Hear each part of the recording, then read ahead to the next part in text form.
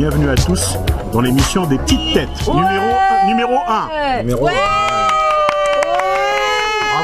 Bravo. Alors, avec l'excellentissime, la merveilleuse Alexandra Dayan.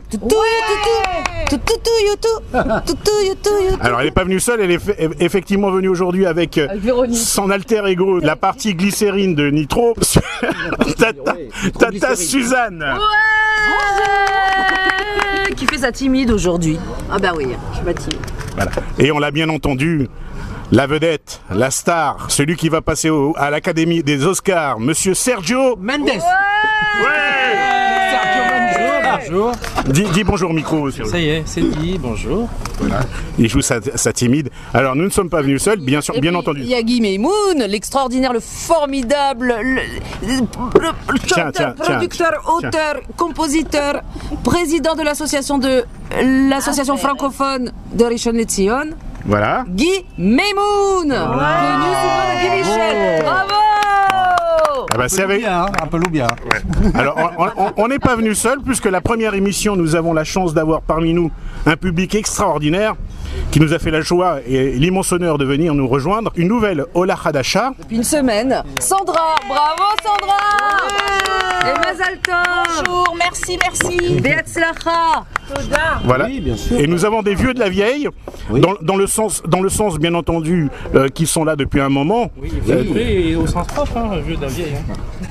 Bon, ça y est, non, c'est bon. Alors nous avons un autre Serge, et également Elisa, Alisa, bon bah ça va, on va le dire, Alisa, Nizar et Serge Nizar. Merci, bonjour, bravo. Alors, בוקר טוב לכולם, Shabbat Shalom. ושיהיה לנו שבת, אחלה שבת. Bon alors, on va démarrer cette émission. Nous sommes tous réunis aujourd'hui. Nous avons la petite jeune fille qui travaille ici, qui nous amène le pain tout frais. Nous sommes situés à côté de Baladi, dans un magasin qui s'appelle...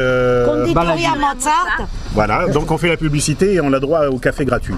Alors, Même quoi pas. Bah écoute, si, Bon, excusez-moi, mais je voudrais qu'on commence à être un petit peu sérieux. moi je paye pas, hein. Je paye jamais, moi je sais pas comment vous faites vous, mais moi on m'offre le café. C'est ça. Mais bon, je viens à l'heure, faut dire, hein, comparativement à d'autres, que je ne nommerai pas. Ceci est un message pour Sergio. Il est encore à l'heure française. Oui, il est resté à l'heure française, il y a un petit décalage. Très sérieusement, parce que là on Allez, est dans des parlons. jokes, on est entre copains, machin, Parlons ça intéresse pas sérieusement. grand monde. Voilà. Moi j'ai un coup de gueule à passer Oui. Vas-y. par rapport au décès de Hadar Cohen, cette jeune soldate israélienne qui a été tuée lors d'un attentat cette semaine à Jérusalem. Et j'ai un coup de gueule à passer et une question surtout à poser, à savoir comment est-il possible que le gouvernement israélien et le ministère de l'armée puissent laisser des jeunes qui démarrent à peine l'armée, qui sont là seulement depuis 2 mois, oui. porte de Damas pour faire la sécurité. Je voulais savoir ce que vous en pensez. Est-ce que je suis complètement dingue de penser comme ça ou pas? Ils en ont parlé de ça, je suis désolée. Ils ont dit que 2 mois dans l'entraînement, ils ont été entraînés pour les gardes de tous les ports de Jérusalem et ils ont tous passé un entraînement spécial pour ça. Il aurait peut-être fallu mettre quelqu'un de plus expérimenté. C'est extraordinaire ce qu'elle a Que fait. Dieu a son âme. Et que Dieu repose son âme, quoi qu'il arrive. Quoi qu'il arrive.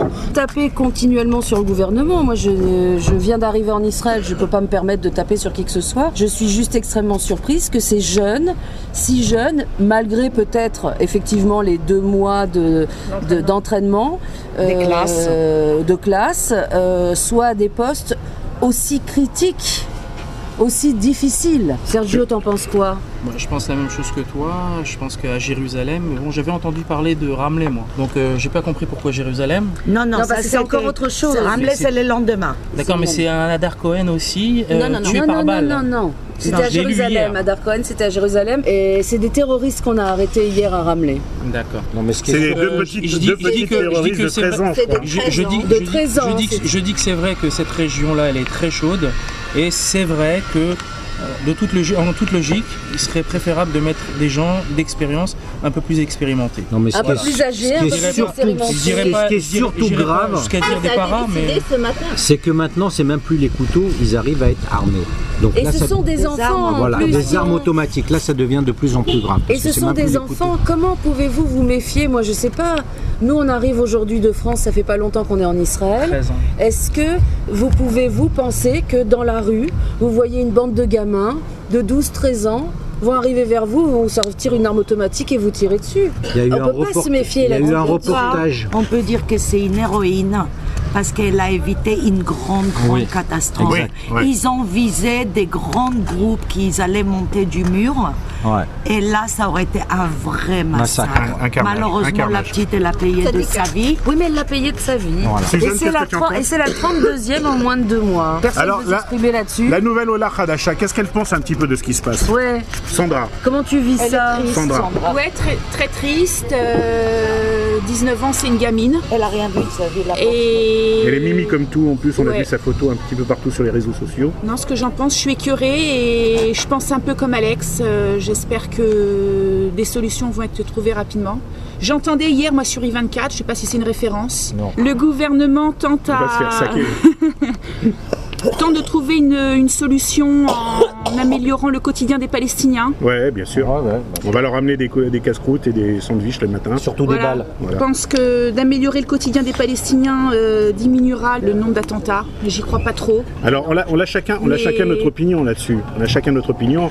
Je crois qu'on peut tous se donner plus ou moins une solution, la solution qu'on voit, et la véritable solution, ce sera l'amalgame de toutes les solutions. C'est ça le problème. voilà, C'est qu'on tourne en rond parce voilà, que on tourne en rond parce que la vraie solution n'est pas prise.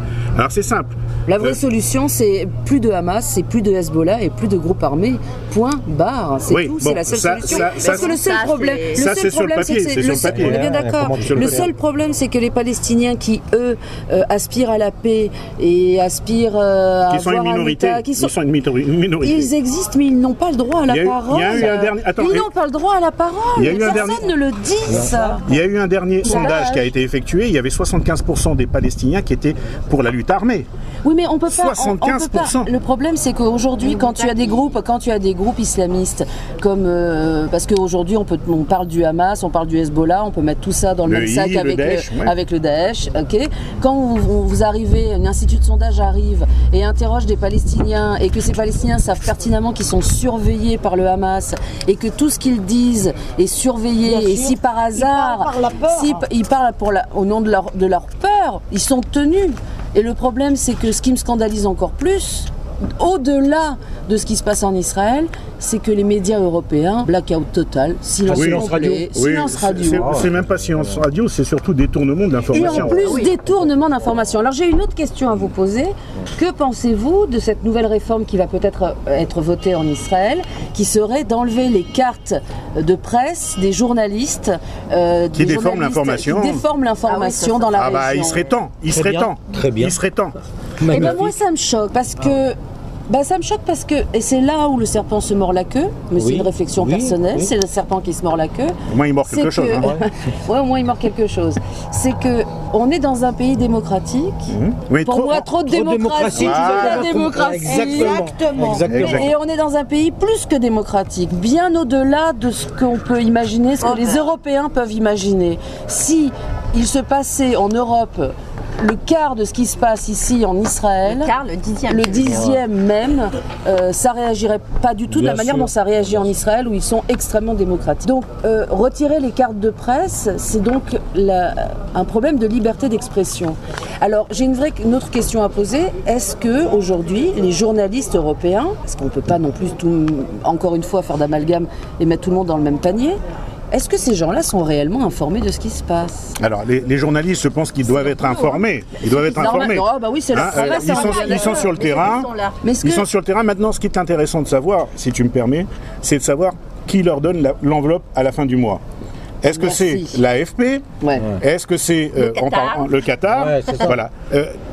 Qui leur paye leur salaire? Mais C'est ça l'important. moi, je parle pas spécialement des journalistes français, je parle bien des journalistes européens. Européens, À se les- demander les- comment des informations peuvent être erronées à ce point-là. Erroné, c'est un petit mot. C'est au-delà d'erroné, c'est totalement On sait que c'est détourné. on sait que c'est volontaire. hein. Française TF1 ou la 2 tenta sur la petite. Non. Non, mais ça, ils n'en rien, parlent rien, même plus. rien. Mais on va Là, même c'est le parler de la statu quo. presse. Non mais ça serait passé en France, ça aurait fait. Mais attends. Ah bah, Ouais, ça, on va ça ça aurait fait en tout le parler. 20 heures. On va en Ça aurait fait parler. tout le On va en 20 heures. parler. Là rien.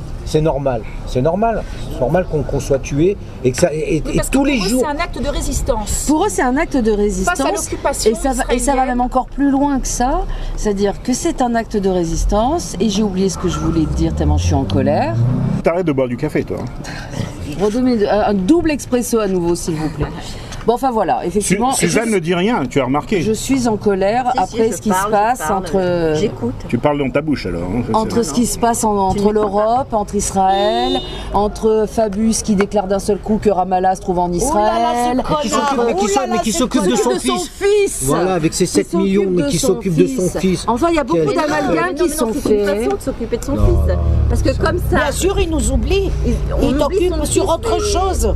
Voilà. Il a dit si Israël fait pas ça, on va reconnaître les mains à Tikfeja, comme on dit chez nous.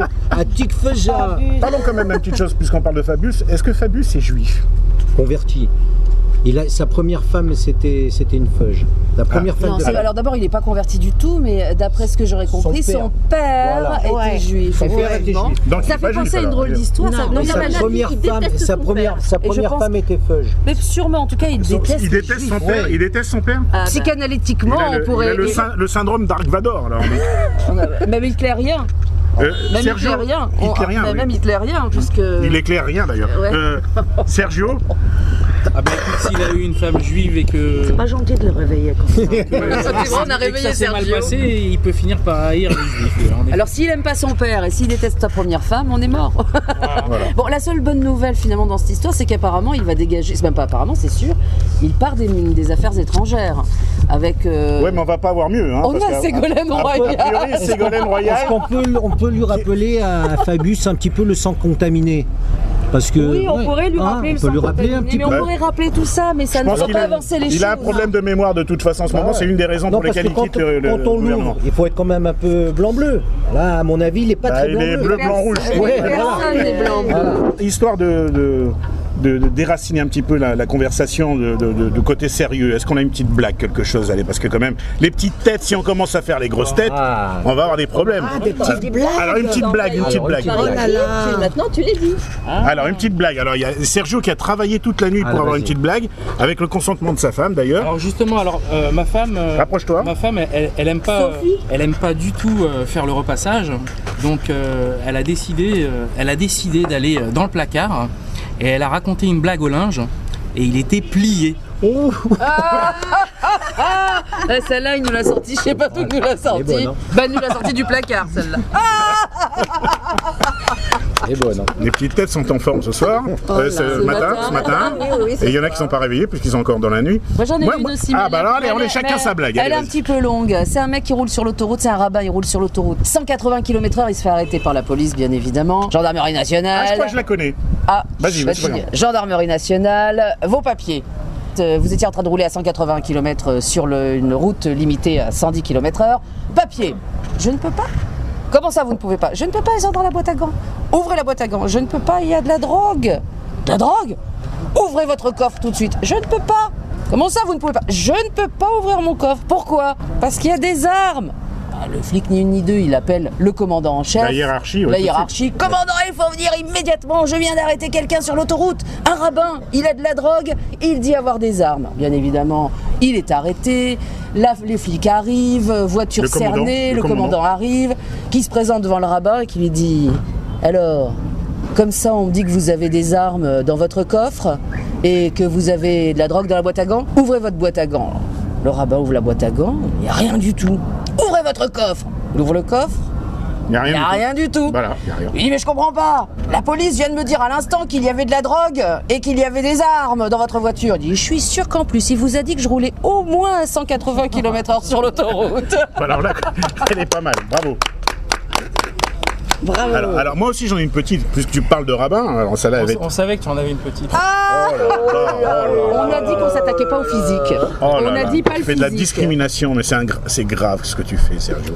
C'est bas, Sergio. Ton histoire, Ok. ton C'est histoire. bas. Alors mon histoire, c'est un rabbin qui est à Brooklyn et qui prend un taxi. Il a un taxi, il rentre dans son taxi, il monte dans le taxi et il commence, il lui donne l'adresse: je veux aller au 277 à la Maison du Rabbi, etc. Et puis il prend le taxi, puis il roule. Et puis arrivé à un carrefour, à un feu rouge, il y a un gros black qui arrive en courant, qui ouvre la porte. et il commence à tabasser le rabbin pour lui voler sa sacoche. Et le rabbin, il se débat, et il le tape, et à un moment où il sort avec le sac, il y a le chauffeur de taxi qui sort devant le taxi, et il sort et il attrape le black et il commence à le rouer de coups, il lui donne des coups, il lui tape, il le tape. Et à ce moment-là, il y a le rabbin qui sort et dit arrêtez. Et le chauffeur de taxi lui dit mais pourquoi tu veux que j'arrête? Regarde, il t'a tabassé, il t'a volé ta sacoche. Non mais arrêtez le compteur. Excellent. Voilà. Bon, c'était un truc pour marrer. Bon, allez, on va parler un petit peu aussi de Ah bon, c'est pas fini? Mais non, de l'actualité. Attends, de l'actualité. Alors, il paraît qu'il y a 59% des Français qui accusent les Juifs d'être responsables.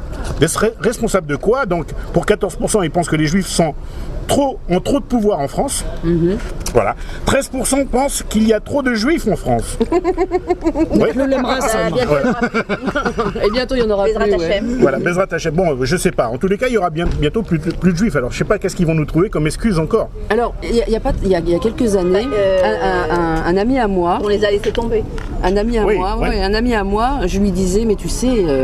ne crois pas, il n'y a pas beaucoup de juifs dans le monde, il n'y a pas beaucoup de juifs en France. Il me dit, mais France, je crois qu'on est 600 000, c'est ça, 500 000 Non, on est moins, un petit peu moins maintenant. On était 500 000. C'est redescendu à 480 000. Voilà, 480 000 à peu près. Ça, ok. Et la réponse de cet ami a été de me dire, 14 millions, ah quand même, vous êtes nombreux. Il trouvait que nous étions vraiment déjà très nombreux, trop nombreux dans le monde, 14 millions.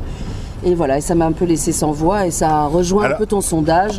Alors puisqu'on parle de sondage, encore un petit sondage qui est... C'est toujours ton ami? Professionnellement, un peu.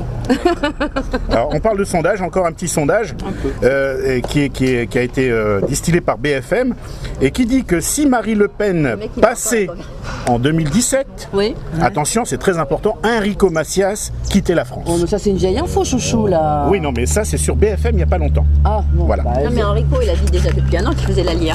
Enrico, il n'est pas très en forme en ce moment. Je ne sais pas s'il va vraiment faire son alia, mais en tous les cas, bon, il faut se rappeler que Enrico Macias, que j'aime beaucoup par ailleurs, avec beaucoup de talent, qui a représenté les Juifs pieds noirs pendant de nombreuses années dans le monde entier, et en particulier en France, et ben que Enrico Macias en 88 il a soutenu François Mitterrand, qu'en 2007 il a soutenu Nicolas Sarkozy, et qu'en 2014, donc vraiment pas vieux, il a soutenu Anne Hidalgo.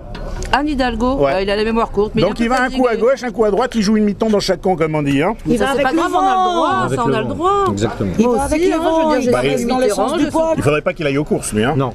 Bon, pourtant, il aime bien les chevaux, je crois. Il aime bien les chevaux. Cela ne nous regarde pas. Cela ne nous regarde pas, exactement. Ah oui, franchement.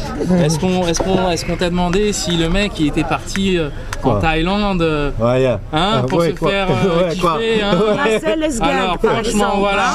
On ne parle pas de la vie privée, on ne parle pas. Cela ne nous regarde pas. On parle plus de rien. Bon, cela ne nous regarde pas non plus. Bon, alors allons-y, la suite. Sandra, tu n'as rien dit depuis le début pour une Ola Hadasha. Bon, je sais que tu arrives. Je suis venue pour applaudir. Ah bah alors applaudis un petit coup là pour voir. Elle est chef public. Chef public et chef clap. Voilà. Alors la suite, on va parler un petit peu de l'information israélienne, mais pour l'instant de la France. C'est en première page de tous les journaux qu'une boucherie musulmane, je ne sais pas si vous l'avez entendu, a été mitraillée à côté. C'est en Corse. En Corse, exactement. Ouais, et c'est à Propriano. Voilà, c'est en Corse du Sud. Et la shawarma à côté aussi. On ne dit rien sur l'actualité en Israël, on ne parle pas des assassinats, on ne parle pas du terrorisme, mais on parle d'une boucherie, sur peut-être 15 000 boucheries en France qui s'est fait mitrailler. C'est quand même incroyable. J'étais choqué. Non, mais dans la presse européenne, l'attentat d'avant-hier où a été tué Adar Cohen, ils ont titré 3 Palestiniens exécutés. Oui, bah oui. Ah, c'est normal. Ça a été le titre de l'article. Voilà, les Palestiniens ils passent comme ça à Jérusalem et puis ils se font exécuter. C'est tir au pigeon, tir au canard. Qu'est-ce que tu dis exactement, Serge? Je trouve que Sergio Mendes n'est pas très en forme. Je sais pas ce qu'il a, je le trouve pas en forme. Il a commencé à travailler.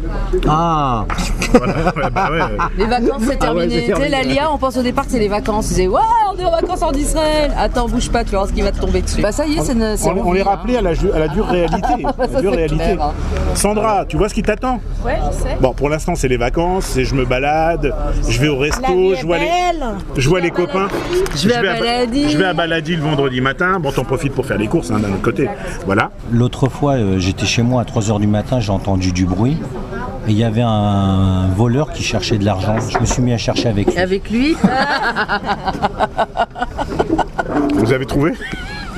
Rien.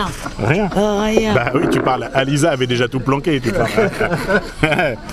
Suzanne, tu aurais quelque chose à raconter quand même aux petites têtes au lieu de voir ton téléphone, à te la jouer vedette, star? Je voudrais voir l'article sur les 3 Palestiniens exécutés. Alors quand même, je veux dire, le Figaro est extraordinaire. C'est pour ça que bon, voilà, c'était ça que je voulais dire tout à l'heure, que j'avais oublié. La presse télévisée, c'est une chose. En revanche, les pires, la presse les plus terribles, c'est la presse écrite. C'est la plus dangereuse. La presse écrite en France actuellement, mais c'est juste. Les titres sont honteux. Ça rappelle déséquilibré. Non, mais c'est au-delà de ça. C'est-à-dire que ça rappelle 39.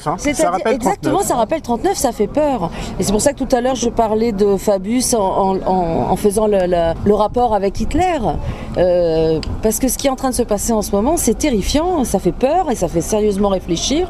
Quand on voit les titres de la presse française aujourd'hui, il y a des attentats en Israël. Dans le monde, on est bien d'accord. Je veux dire, c'est que en ce moment, peut-être que ça fait moins de bruit dans la presse qui se passe en Israël parce que ce sont des actes très isolés. Mais en fait, cette femme qui a été poignardée, dont l'arabe est rentré chez elle, a failli tuer ses 6 enfants.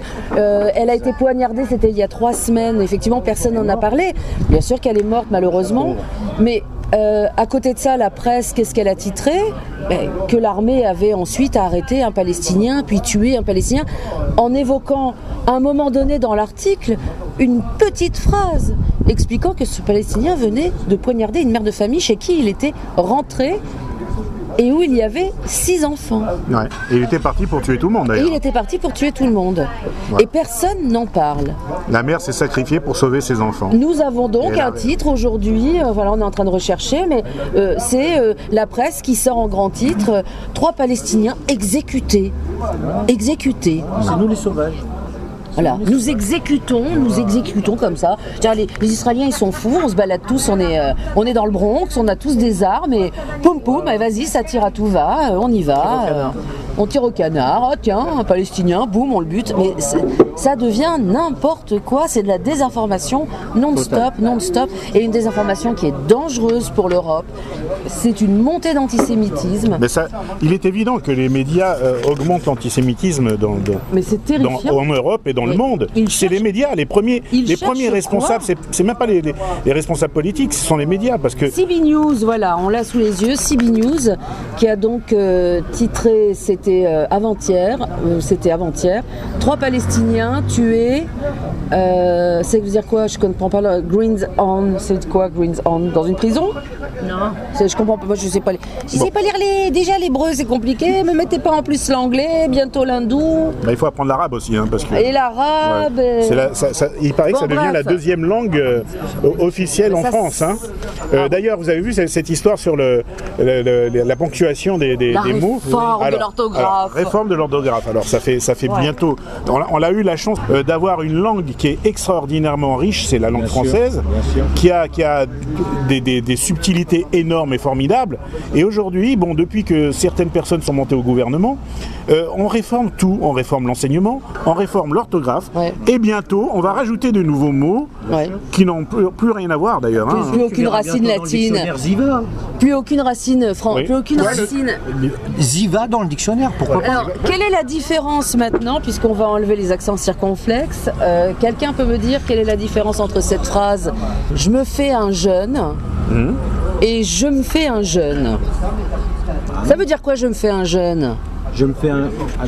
Je me fais un jeune. Si tu enlèves l'accent circonflexe, ça veut plus rien dire du tout. Je me fais un jeune, c'est-à-dire je vais me taper un jeune. Je vais me taper un jeune. Que je me fais un Cougar jeune avec que je l'accent suis, circonflexe, je vais me faire un jeune avec un accent. Un jeune jeuné. Voilà. Le donc ça, voilà. Alors voilà. Donc on enlève l'accent circonflexe. Aujourd'hui, j'ai décidé de me faire un jeune. Mais mets sur la table. Mets sur la table. Mets sur la table. C'est un jouet. C'est Serge Mendes qui vient d'aller acheter ses chalotes, qui nous a quittés parce que c'est évident que Il faut aller faire les courses avant Shabbat. Ouais, d'abord les courses avant Shabbat et ensuite 10 minutes avec nous, c'est de trop. Alors, on voit quand même que CBS News a changé leur titre suite à de nombreuses personnes qui les ont contactés en disant que c'était Inadmissible. inadmissible. Voilà, donc ils ont changé leur... Et le titre maintenant, c'est quoi? Je ne suis pas rentrée, mais ils ont changé. Ils l'ont changé. Dans le lot. Voilà. Ils l'ont changé, mais le mal est fait. Hein. Ils l'ont changé, mais le mal est fait, exactement. Ils l'ont Bon, changé, allez, mais le mal est fait. quittons cette émission, finissons cette émission en douceur. Une petite blague, allez, une petite blague sympathique. Sergio, tu veux pas nous ressortir un truc du placard Si, Vas-y, allez vite. Alors, Terminons. alors, on m'a aussi raconté. Alors, comment est-ce que tu peux faire? C'est toujours ta femme? Ouais. Comment est-ce que tu peux faire cuire des carottes avec 9 doigts? Ouh là là, Cuire des carottes avec 9 doigts? Ouais. il est le 10e. T'as raison, il est où le 10e? Ah bah, le gars, il a eu peut-être un accident de parcours, alors vas-y. Tu coupes le 9e Oui. et il y en a cuite. Ah, on a cuite. Les carottes à cuite. Les carottes. Eh ben, dis donc. Ce sont des enfants. Ça va l'eau. Bah encore, tu veux que je coupe? Ah non, je peux te garantir, je vais te garder. Allez, on termine avec le générique. Allez, tous ensemble. À la Thriller Night. À une prochaine fois, si tu veux. Shabbat Shalom. Shabbat shalom.